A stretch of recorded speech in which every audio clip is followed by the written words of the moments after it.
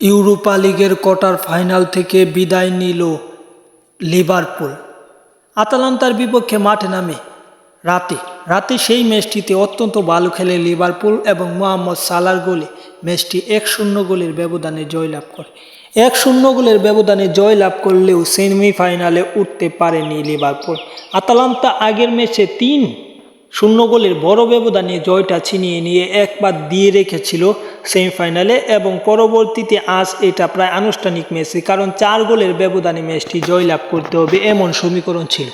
সেই সমীকরণে নেমে 1 গোলের ব্যবধানে জিততে পেরেছে লিভারপুল, এবং আতালান্তা ম্যাচটি হেরেও সেমিফাইনালে উঠে গেছে ইউরোপা লিগে।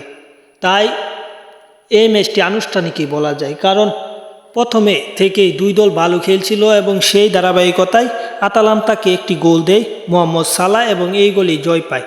জয় পেলেও আগের ম্যাচে 3-0 গোলের ব্যবধানে হেরে যাওয়ায় 3-1 ম্যাচ শেষ হয়। 2 লিগ মিলে 3-1 শেষ হয় এবং সেমিফাইনাল খেলে আতালান্তা, এবং সেমিফাইনালে আতালান্তার মুখোমুখি কে হবে তা জানা যাবে আজকের ম্যাচের পরে। যাই হোক, খেলার সকল আপডেট পেতে চ্যানেল সাবস্ক্রাইব করে রাখুন।